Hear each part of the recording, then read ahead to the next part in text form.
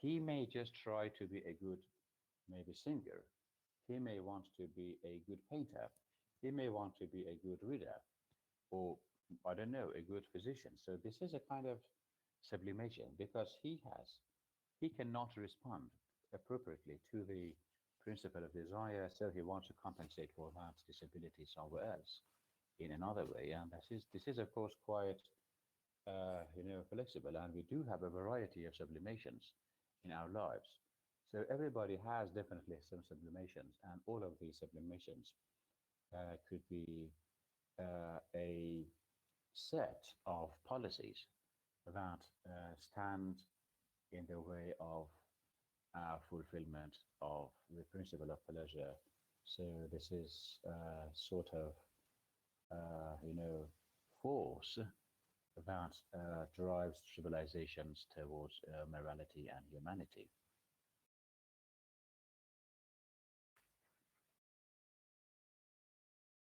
Well, actually, moralities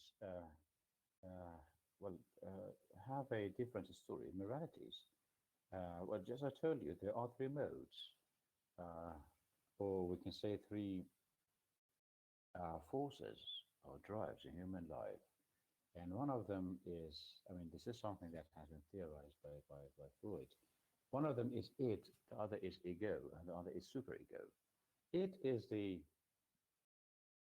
internal force of human being inside that always propels and persuades people to do devilish things. So this is, of course, a dark side of human psyche that people all implicitly and sometimes explicitly are interested in doing sinister things.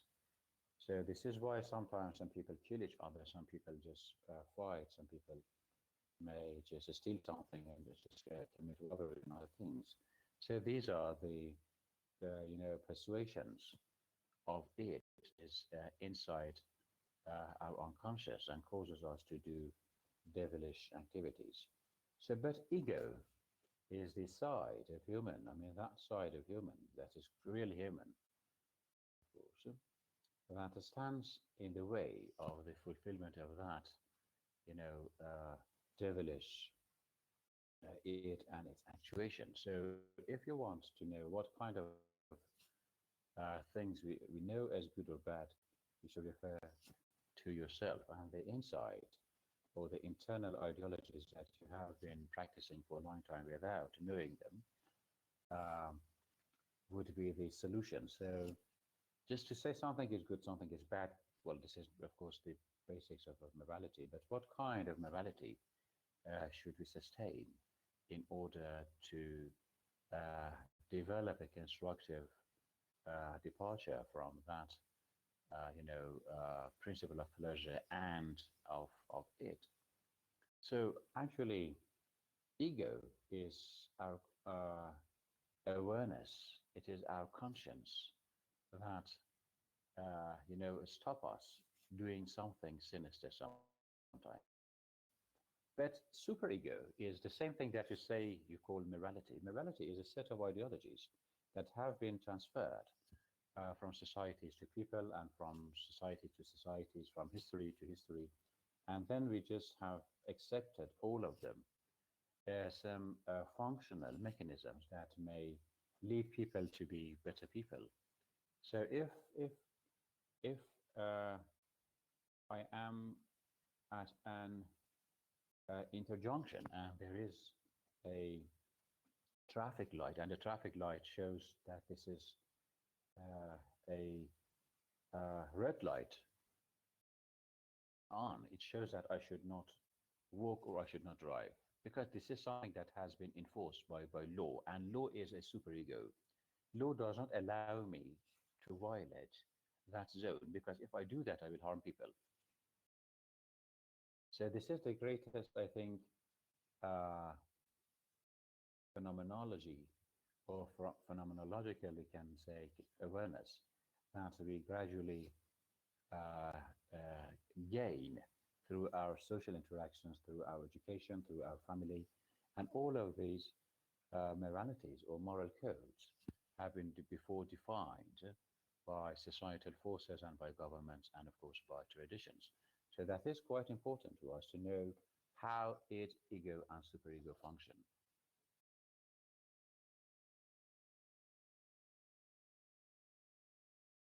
So definitely you know things about the uh, Freudian terminology, just like idea of uh, the idea of the Oedipus complex and Electra complex. So because we just want to focus more on the ideas of Lacan, so I do not want to go through the depth of those things by Freud. However, so the only thing that I can say is that uh, Freud defined three or four, actually four,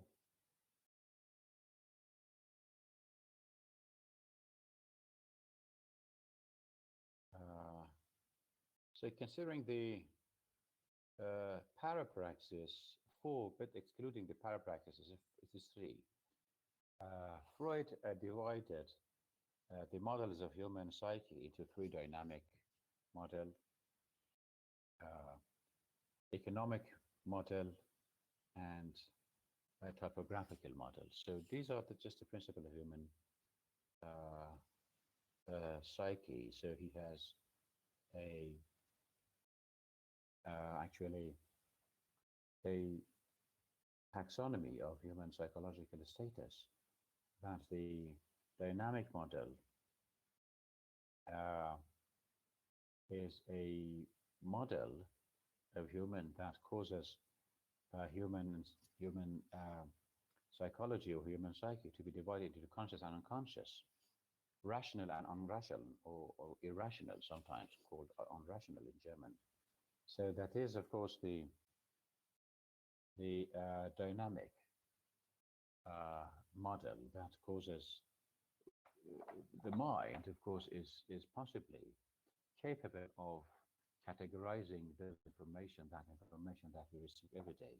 So part of the conscious part of human psyche is a part that allows us to make communication better and makes us aware of the surrounding world of the previous time of the past or of the present and of the future. So the conscious side or the simply consciousness is a capability that makes us feel our being in the world. And this is the same thing that consciously we are referred to by Heidegger as Dasein. So conscious in the dynamic model is like a showcase in our mind that cause to be able to interact with others. But the part of the big part of that dynamic model is unconscious. The unconscious is like a bank, is like a just is like a is like a store that everything uh, is stored there if we do not need them. So that is, of course, a kind of very complicated process that how conscious information is transformed into unconscious database. And that database that is quite inaccessible. We do not have access to the unconscious because the unconscious is like an abyss that devours everything, swallows everything, and everything should go inside that black hole in order to remain there for some time that they may come to surface and become conscious. So there is a relationship between the conscious and the unconscious that, of course, how people can have access sometimes to the unconscious. And that is, yes, as you say, one of them is our dreams or our maybe a slip of tongues, and all of these could be, or sometimes there should be some like form of deja vu that may stand at the center of human surprise and amazement that how we can just have access to those previously learned information or pieces of experiences that now have been buried, we can say, in our uh, unconscious. So um,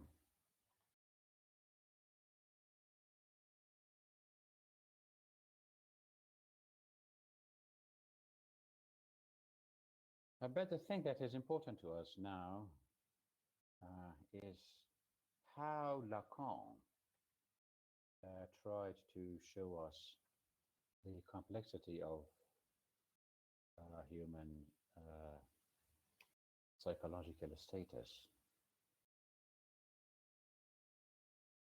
Yes, and of course, we do have another people, just like um, Carl Gustav Jung, or we can say Northrop Frye, but Jacques Lacan is the most important of them. So, just I had asked you to read some parts of that book by Terry Eagleton, or the Anthology of English of Literary Criticism and Theory.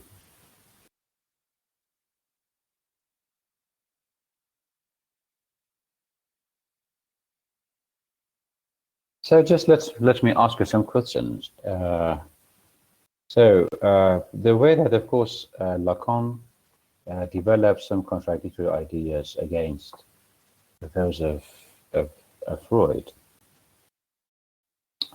could be quite leading, of course, sometimes, because we know that he had rejected some of the ideas of Freud, and this rejection, of course, was quite uh,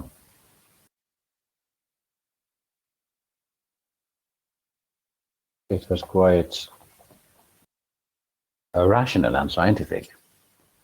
So, what do you think about the? We know that Lacan, like Freud, who had divided human psyche into three parts. I mean, there's dynamic, economic, and topographic. This is a kind of, there is another definition of human psyche or psychological aspects of human existence that Lacan had theorized based on three important phases. So he started with the mirror stage, symbolic order, and the real order, or the real stage. So what do you know about his ideas of these? Yes.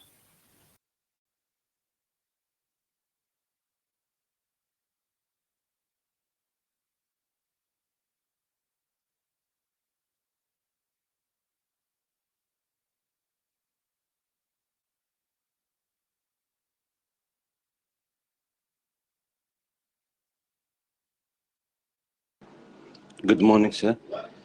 Good morning. According to Lacan, our psychological life is guided by three different orders. He called it imagery, symbolic, and real or depholic. He take this idea from the Borrominian rings of the Italian aristocratic families. The first stage, the mirror stage, or the mirror image, or ego development, said that at some point between 6 and 8 months occurred the mirror stage, at the formulation of which Lacan was strongly influenced by Heidegger's notion of existence and nothingness and the Sartre's distinction between subject and ego. He said when the child sees its own reflection on the mirror and begin to conceive itself as being separated from the rest of the world, Lacan's mirror stage corresponds with the Freud stage of primary narcissism, when the subject is in love with its own image and its own body, which precede the love of others. For Lacan, the ego emerges at this moment of alienation and fascination with one's own image. The ego is both formed and takes its form from the organization and construction of properties of the image. In the second stage, or as he call it, the symbolic stage, the child enters the language system concerned with the lack and separation, since language names that is not present and substitute as a linguistic sign for it. Within the language, the subject vainly tries to represent itself, because Lacan thinks that the unconscious of the human beings is structured like language. And he also used the theory of Saussure, the signifier and practice it on in the human conscious and unconscious. This stage, I mean the symbolic stage, also marks the beginning of socialization, with its prohibitions and restraints associated with the figure of father, patriarchy, the Oedipus complex, who disturbs the narcissism balance between the child and the mother. In the third stage, or the phallic, in Lacan theory, is not merely the male genital organ, as Freud previously said, but is a privileged signifier as it inaugurates the process of signification. The phallic operates in all the three Lacanian registers: the imagery, the symbolic, and the real. This is the three stages that Lacan drew from Freudian theory with some development and enhancement. Mm. Yes. Okay, thank you. So just the thing that, of course, I have to add to you is that actually the stages that Lacan defined were per se quite theoretical, and of course, probably part of them maybe just the mirror stage or the imaginary stage could be principally and scientifically proved, but the others could be just in the realm of theory. So this is why I just call it theorize or maybe hypothesize, maybe. But the thing is that for Lacan, the first stage or imaginary stage is the image that the child may have of his own. So because the image that a child has is like a shapeless object. I mean, this is the image that a child has of itself. It is a shapeless object that cannot do anything without the help of the mother. So just it is in the beginning of the child, I mean, just the time that the child is born and he has not entered the world of consciousness yet. So this is the pre-Oedipal consciousness that the child may have. However, this cannot be called real consciousness, but a kind of awareness, we can say, that may categorize the child or the baby in the world of a pre-Oedipal position. So, but the thing that continues to happen is that the child gradually understands that there is another world outside of his body. So, have you seen some children that they just continue watching or looking at their hands or their feet, or sometimes they just try to maybe to put his thumb or his toe in his mouth, and this is why the child does not know that it is his body. The child has no consciousness of his body. So gradually it becomes more, attenuated, because at the age of 18 months, the child for the first time sees himself and his mother in the mirror, and he gradually understands that there is something outside of his body, and that is the mother. So this is why the child becomes conscious about the existence of somebody else, and this is the mirror stage, because it is in that stage that the child understands that there is somebody always beside him to help him and to, connect himself to the mother in order to survive. Because if the mother does not take care of the child, if the mother does not feed him, if the mother does not breastfeed him, if the mother does not clean him, if the mother does not wash him, the child will die.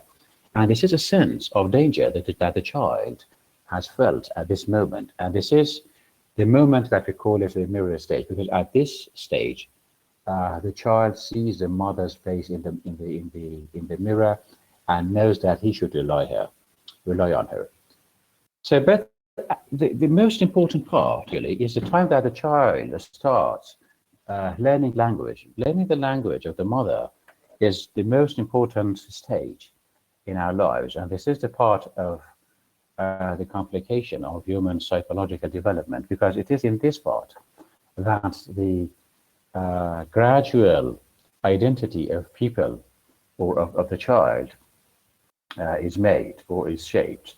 Yes, this is called the symbolic order. The symbolic order means that, as you remember, I told you that in all parts of the developments, in the earliest stage, in the mirror stage, and before that, the pre-Oedipal stage, the child knows nothing about the world and about his body. So this is the first encounter with the external world that the child experiences through the body of the mother. But when the child gradually comes into the world of the language and learning the language, there is a symbolic substitution, because the mother goes away gradually and the child tries to substitute the mother with language. So that is the language that causes, so that time the child, when was hungry, when the child had just, had made mess in his diaper, it was the cry of the child that would inform the mother that he or she needs just maternal care. But gradually, the child tries to. But when the child comes into the level of language, the child knows that there should be something for that reaction. So if gradually the child becomes hungry, the child does not cry, but he substitutes the hunger with some words. So she or he may say, "I am hungry." So the mother knows that the child should be fed.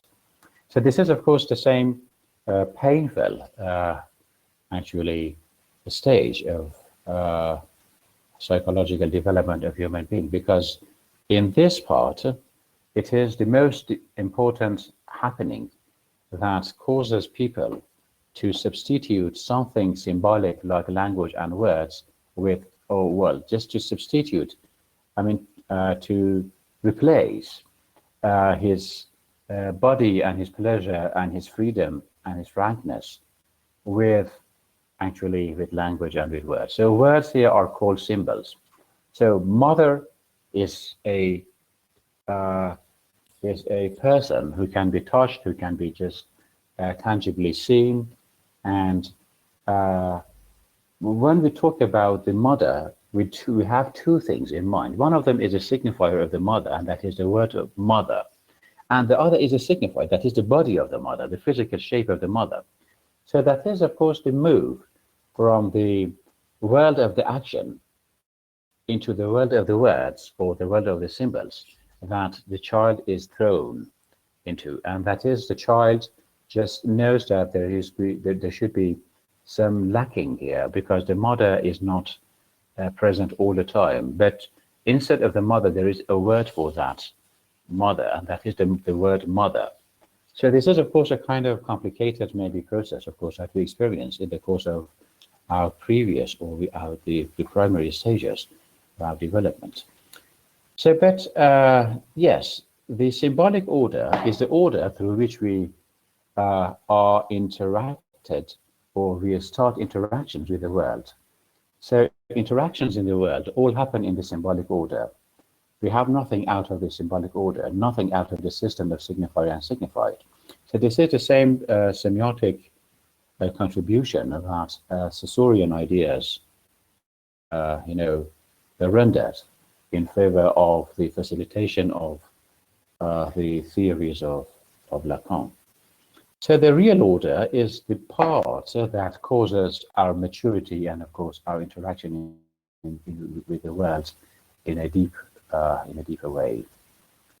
So, but the idea of the real is always complicated by a variety of complicating ideas or complicating maybe conditions. Just one of them is objet petit a. Objet petit a, well, after the, well, you should know that actually we are living all the time to the end of our life, to our death. We are always in this symbolic order. So the pre-Oedipal order and the imagery order are the preliminary orders that will finish someday. But when we enter the world of the language, and that is called the symbolic order, this order or this stage continues to the end of everybody's life. So, but at the same time, when we grow up and we come to the society and we become part of the society and we are a cog in the machine of society, definitely there is a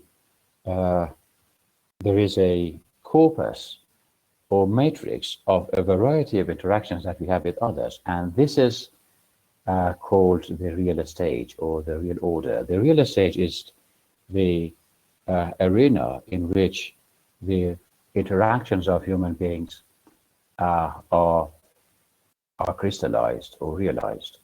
So, but what objet petit a is? Objet petit a is the desire or the object of desire, because as you say, as you know, when we were a child, we definitely had a mother or a nurse beside ourselves.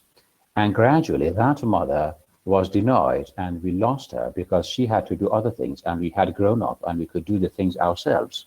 So this is a kind of failure. This is a kind of a desire that remains unfulfilled to the rest of our life. And of course, to compensate for that lack of the mother, that we call it maybe a desire, we are always in search of other objects of desire to replace actually that object of desire for the for the lack or the absence of the mother. So you see that our childhood in the mirror stage and in the pre-Oedipal stage are the greatest influential forces in our life, because the rest of the life is always under the influence of those two stages. So actually, the world is now experienced through other things, and these things are symbols, are languages, are arts, are texts, and all of the discursive mechanisms that push human being into the context of society and, of course, communities, definitely. So is everything clear up to here?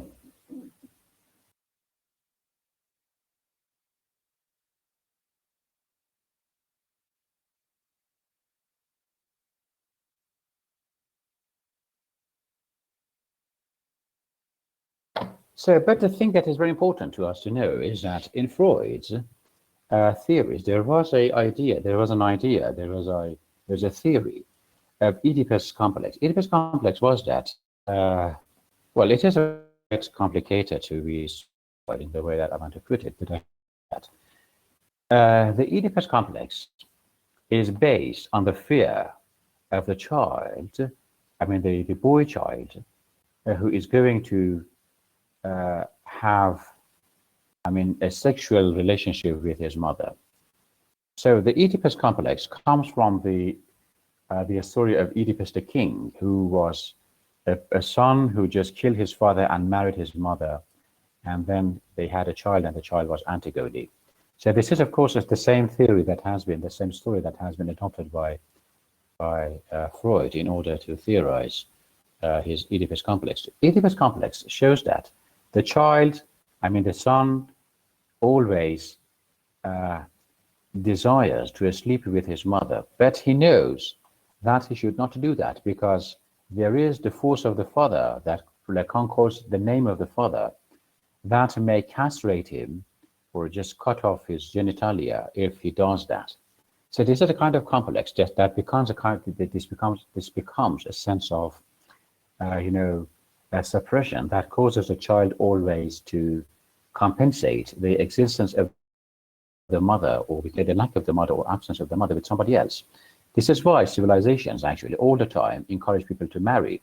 So if this is something that Freud says that if a man marries a girl, this means the boy is going to replace the mother with a girl. So this is a kind of complex that causes people to marry. However, in the back end, all people, all men have this, ideology that it could be maybe a way of making a relationship with my mother that was denied and, of course, was destroyed by the presence of the father. So this is, of course, a kind of counterpart for this, and that is the part of the girl, that the girl is very willing to marry or to sleep with his father, but she knows that it is an incestuous relationship, and you know that there are some differences. But I'm not so, uh, so, uh, so comfortable to talk about these matters because in uh, our cultures in Iran and in Iraq, and of course in the Muslim countries, it is quite difficult to talk about some details. So I just want to just give you some important, uh, you know, brainstorming to think about it yourself, or you may just want to go to the internet and read something about it. And that is the castration of the son uh, that the girl becomes conscious of. So because just a boy child and a girl child just sometimes look at each other, they see that there is something missing in the body of the girl. So, and the girl thinks that the boy has something that she does not. And she thinks that she has had that, part of the body, just like the boy. But because she had a willing to marry the father had cut off that part of the girl's body. So this is a kind of, I think, it's just like a hint, and you should just read about it more yourself. I don't want to open the discussion more than this. So, but the thing is that, but however, this idea was developed by Lacan later, because Lacan was, under the influence of Freud, and we believe that. So, for Lacan believes that the entering of boy or daughters actually or girls into the world of language or in symbolic world is like a type of castration because they have replaced something with something else. The boy has replaced the uh, mother with language, and this is the same thing that happens with the girls too. So this is why we should know that how the objectivity of human existence and human psychology can lend itself to the better realization uh, of Lacanian ideologies and Lacanian orders.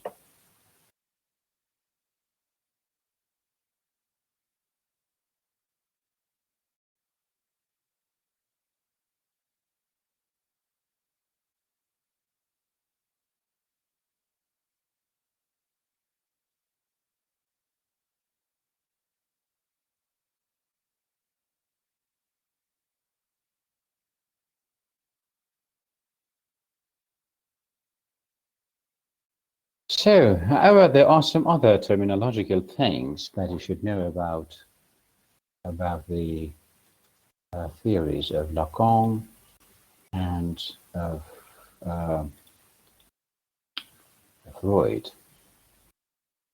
So let's see, just wait for some seconds.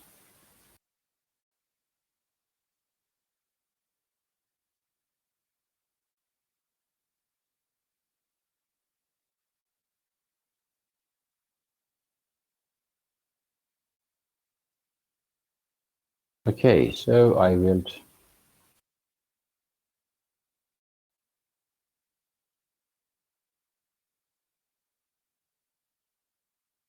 So, but let's talk about objet petit a, which is a very important term in Lacanian psychology.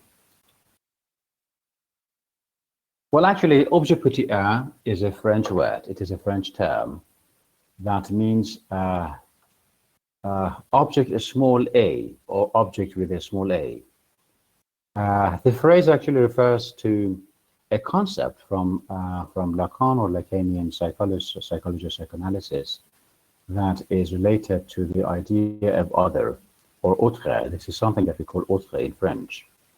The small autre, the small a autre actually, or a small o other, designates the other first perceived by the infant during the imaginary phase, and that is what is that image? That image is just mother, but this mother gradually becomes substituted by other objects, and that is the perception of the child, the perceptive consciousness of the child that knows that there is no mother anymore. So there should be something that should just take the place of the mother.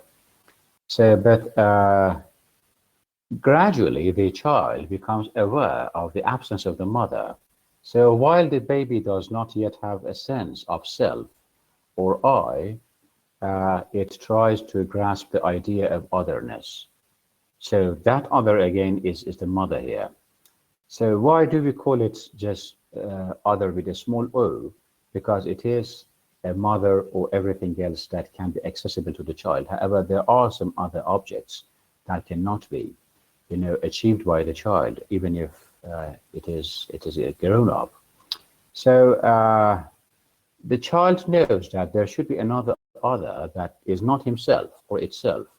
This leads to the phase of demand or the phase of desire, which cannot be satisfied at all.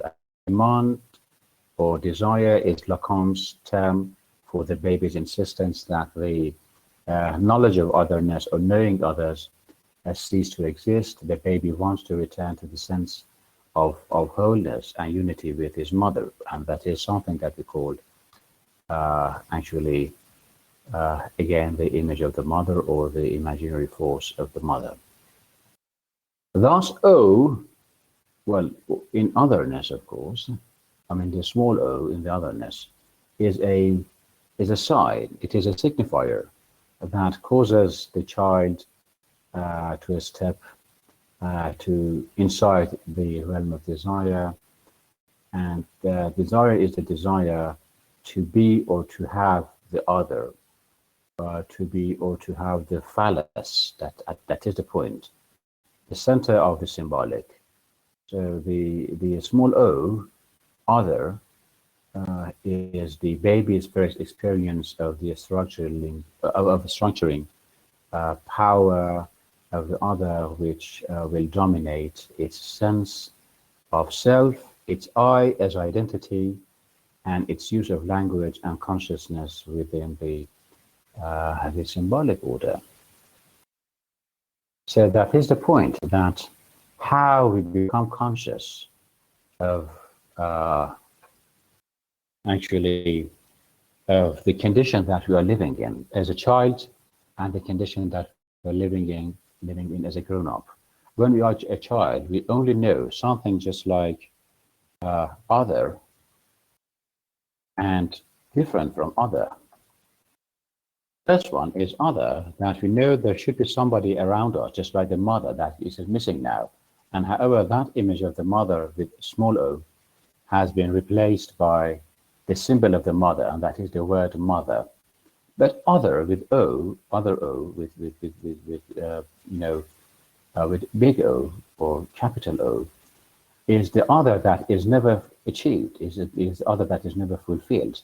Because when we grow up, consciously, we are not able to return to the time that we were a child. When just I had a mother just beside myself as a mother that was all the time caring about me, I just experienced it once, and it was the time that I was a child. When I grow up, nothing can be just the same real thing that I experienced with the mother when I was a child. So this is the big other, or something that he calls objet.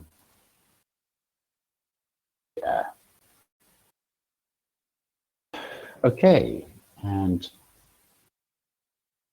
so, but there is a very important actually claim by Lacan that he calls it the similarity between the structure of mind or unconscious with the structure of language. What does he mean by that?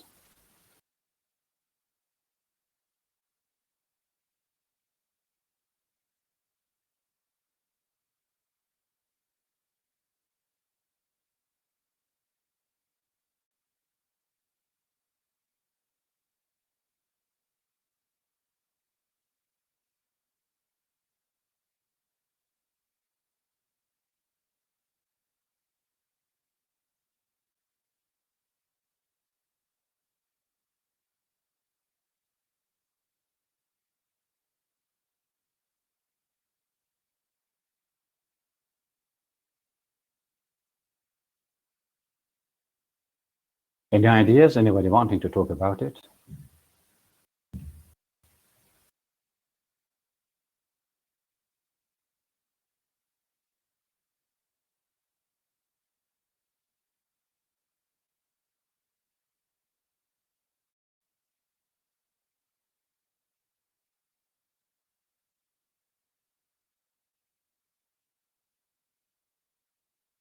Well, actually, when Lacan says that the structure of unconscious is like a language, it means that in the sense that, well, actually, this is a signifying process in language, right? So in language, we know all the things in the external and internal world based on the relationships between the signifier and the signified. It's true, right? So when I say a book, the term, the word book is a signifier, and the book itself on the table is the signified. It is the object. There is a relationship between these two. I know that there is an arbitrary connection between the signifier and the signified, and this is the same thing that happens in mind. This is why Lacan believes that the structure of language is like the structure of unconscious, because unconscious is like language is structured, because it is the function of the coding and decoding and coding and uncoding, ciphering and deciphering in mind that causes us to have the processing capability of information that we have learned in the course of our life. So this is a very important recognition that how the unconscious is structured like a language, because in both of them we do have the relationship between the coding, that is the world, and the uncoding, that is the human mind. So this is something that you should know all the time about the importance of the theory of Jacques Lacan.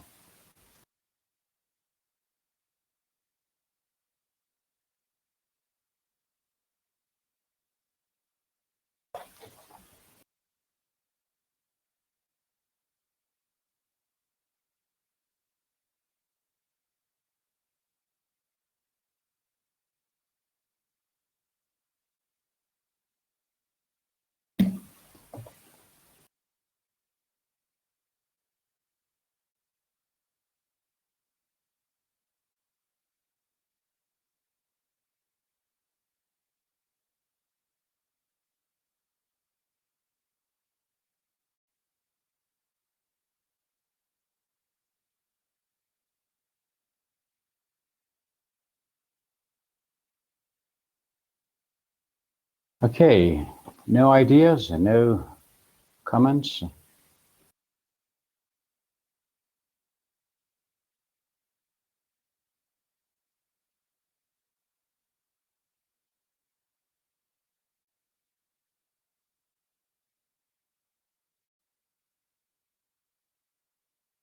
So, but the thing that is, of course, another thing that requires sort of unraveling is the nature of the real order. Why do we call it real order? Of course, not us, I mean Lacan. The real order is the world of the universe, is the world of the physical or material universe that we live in. So why do we call it real? Because we can just uh, palpably touch them, see them, but there is always a distance between the subject and the object. There is, I am the subject. The subject means that I can see something. I can see this television. I can see this chair. I can touch them, but I cannot be part of them. So this is a very important departure that we always experience, like a distance between ourselves and the things around us. I can never be part of a television. I can never be part of a desk, but I can just experience them through language. So this is something that is in the real world. However, it is both real and unreal. The reality behind the existence of things is quite phenomenological because I can see things and I can have consciousness of them because I am aware of the existence of them outside of my mind. This is the greatest maybe achievement that probably Freud uh, had been deprived of, but it was the success of Lacan that identified the external world as it is experienced, not based on the existence or the physical materiality of things, but based on the linguistic capability that we do have. That this is a very, I think, canonical peculiarity that somebody may have in mind, just in order to see how the interaction of human mind and human world can happen.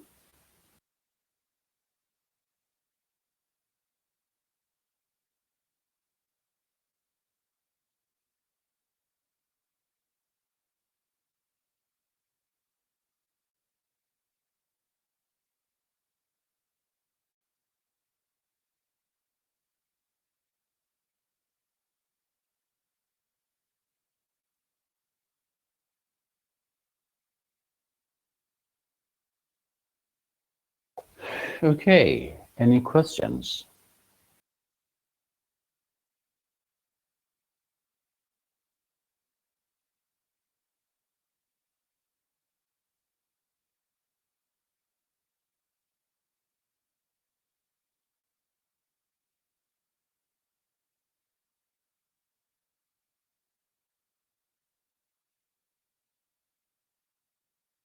So, but there are two things remaining of the theories of Freud, and one of them is the significance of dreams or the interpretation of dreams. As you remember, I just told you that in Freudian psychology or psychoanalysis, there is a very great emphasis the on dreams. So, as I told you, in our unconscious, we hold and maintain maybe billions of clusters of information. So we do not have access to this information because it has been categorized and kept in the unconscious. Sometime we may have them in the surface of our conscious in order to use them for our daily life. So some of them, some of those information clusters are never retrieved. So there are definitely some memories, some things, some experiences that you have in your mind, but you never know. Sometimes they come to the surface by a sudden, and one of the ways of resurfacing, actually, we can say, of these uh, information clusters uh, that may enable us to have access to the unconscious is the dream. So you sleep and you just enter into a different world. When you are sleeping, actually, your conscious mind is sleeping and your unconscious becomes active. And this is why you can just see what has happened in your daily life. So the thing is that for Freud, actually dreams are not anything transcendental. There is nothing spiritual behind the dreams.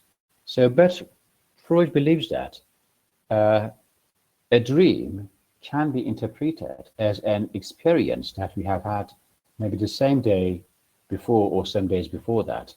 For instance, if I just maybe watch just TV sometime in the afternoon, and the TV is showing maybe some survival scenes of animals, just like a snake, it is very possible that that night I may just dream of a snake. So this is something that's actually, uh, as Freud believes, uh, something that has been internalized, that has been buried in my unconscious. But when I'm sleeping, because I do not have any, in the course of sleeping, I do not have any access or any control over my conscious, so I just automatically I am sent into the depth of the buried information of the unconscious. So this is something like the slip of the tongue. And Freud says, because you have been thinking about something all the time in your mind, and you have been obsessed with it, and but because of the principle of reality, you have suppressed it. Sometimes that suppression comes to the surface, to the conscious, by a dream or by the slip of the tongue.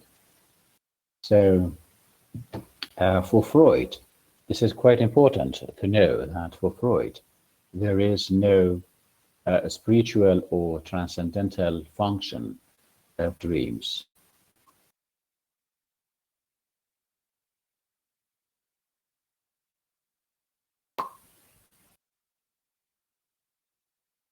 Yes, somehow, for Freud, we experience a variety of things in the course of the day, in the daylight.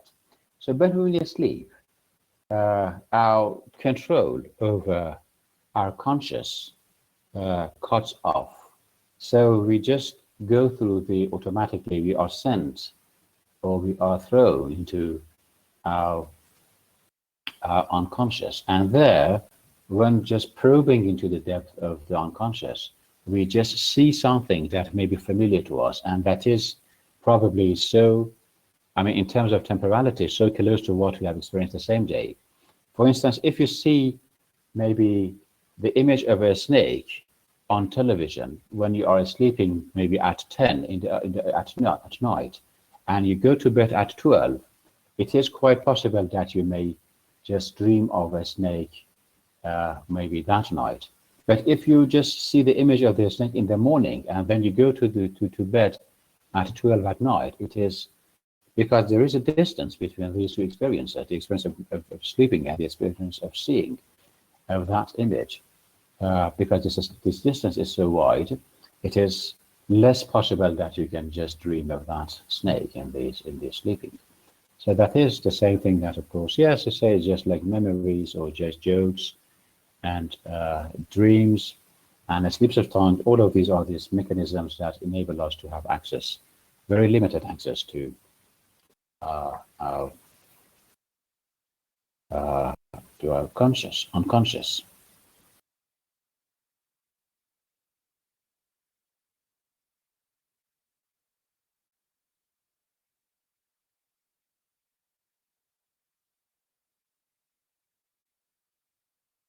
So, but how? I mean, what are the assumptions that we should take into consideration when we want to read a text, a literary text, under the influence or in light of psychoanalysis? In such text, you should let yourself think about a variety of things, just like thinking uh, about dreams, about a sleep of tongues, about slips of tongue, sorry, about the jokes, about the way that people interact together, and the way that people treat each other, and the way that people may use irony. That is very important. That people say something but they do something else. Ironic, we can call it behavior, and and sometimes the Freudian symbolism could be quite, leading to a results. And you know that for Freud, there is a relationship between the shapes of the objects with the way that we understand them. Like maybe if for Freud, maybe a pen or something like a pencil or a brush is like a human, like a penis, actually. It's like a phallic image. And however, the other things like the flat things, just like plates, or we can say maybe clocks, or even flowers, all of these that have a flat shape would be just like the female genitalia. So this is a kind of unconscious recognition that we try to produce in our daily life unconsciously, as I said. This is something that Freud believes there should be some symbolic, sexual desire behind it. So, but however, this does not mean that a tower is always, well, the symbol of a man, the symbol of a phallus, or maybe a plate or something like a flower could be always the symbol of femininity and female sexual parts. So, but this is a kind of clue always. This is a symbolic recognition, a kind of symbolic, you can see, symbolic semiotic that you can find in the, in the world.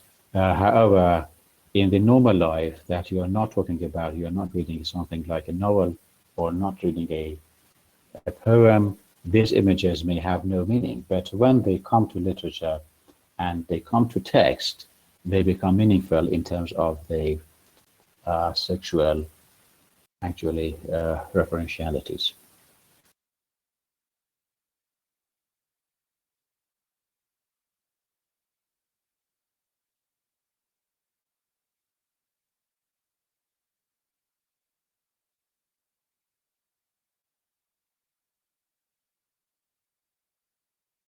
Okay, so but for Freud, actually, for Lacan, texts are very important because it is actually a textual entity that causes people to reveal their fragmentation or psychological fragmentations.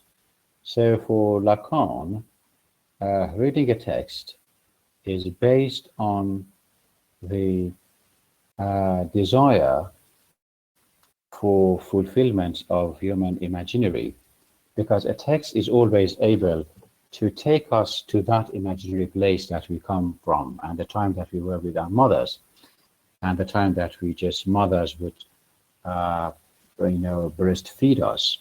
So this is a kind of textual referentiality that always functions as a medium for bridging the gap between our existence in the real world, in the real order, and our existence in the previous stage, that is the imaginary stage. So this is the gap that is bridged by literature, by dreams, and of course by narratives. So this is the importance of the text that contextualizes actually the meaning of Lacanian or Lacanian textual analysis at the heart of our experience in the imaginary world, in the symbolic world, and in the real world.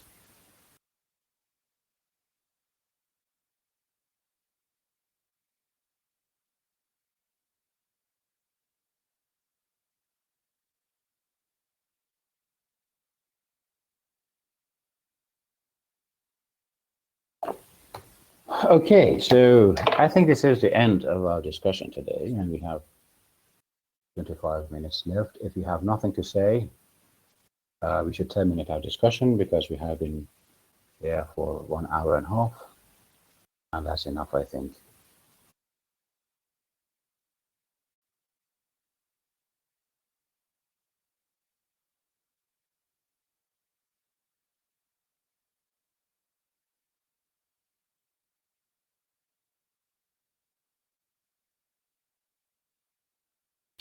Okay, everybody.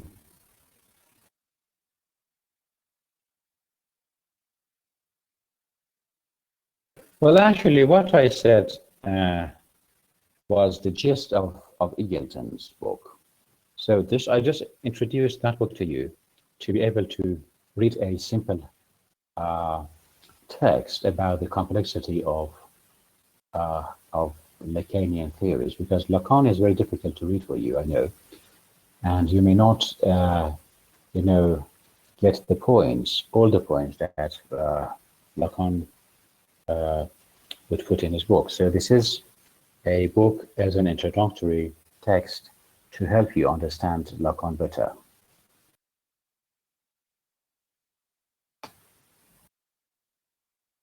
Well, actually, you should read, I think it is better for you to read the pages of Eagleton's literary theory. If you want to be more acquainted and to have a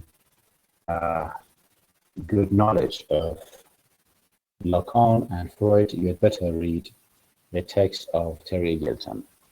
Because, well, the thing that Lacan says in his Écrire is the same thing that is represented but not represented, is represented actually in the work of Terry Eagleton. So Eagleton has simplified the ideas of Lacan, and of course you can read it and digest it much better than the works of Lacan himself. Yes, psychoanalysis actually starts on page 131 in Eagleton's book, and it comes to the end on page 168. So I think I do have the PDF version of that literary theory book of Eagleton. If you need it, I just should, yes, I will send it to you on the WhatsApp group that we have. I should see you. Well, actually, today we do have at 12. We have a very important faculty meeting.